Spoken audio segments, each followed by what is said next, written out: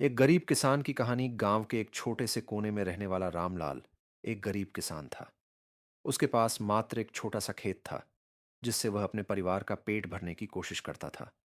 हर साल वह बड़ी उम्मीद से बीज बोता, मगर कभी बारिश कम होती तो कभी आंधी तूफान उसकी मेहनत को बर्बाद कर देते। रामलाल का परिवार छोटा था। पत्नी सरिता, एक बेटा मोहन और एक बेटी राधा। वह दिन रात मेहनत करता ताकि अपने बच्चों को पढ़ा लिखा सके, लेकिन गरीबी उसकी राह में हमेशा दीवार बनकर खड़ी रहती। संघर्ष और उम्मीद। एक साल भारी सूखा पड़ा। खेत सूख गए, फसल बर्बाद हो गई और घर में खाने तक के लाले पड़ गए। कर्ज बढ़ता गया।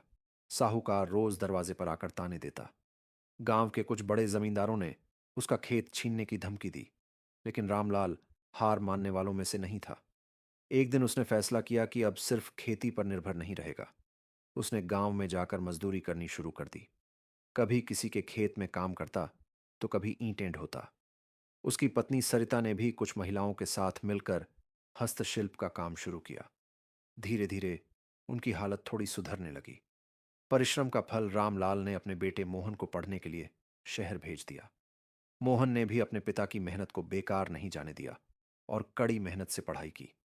सालों बाद जब मोहन एक सरकारी अफसर बना और गांव वापस लौटा, तो पूरे गांव ने गर्व से उसका स्वागत किया। उस दिन रामलाल की आंखों में आंसू थे। यह आंसू दुख के नहीं, बल्कि खुशी और गर्व के थे।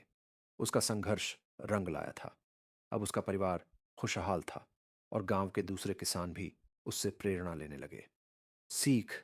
रामलाल की कहानी हमें सिखाती है कि मेहनत, धैर्य और संघर्ष से कोई भी परिस्थिति बदली जा सकती है। गरीबी कोई अभिशाप नहीं, बल्कि मेहनत से इसे हराया जा सकता है।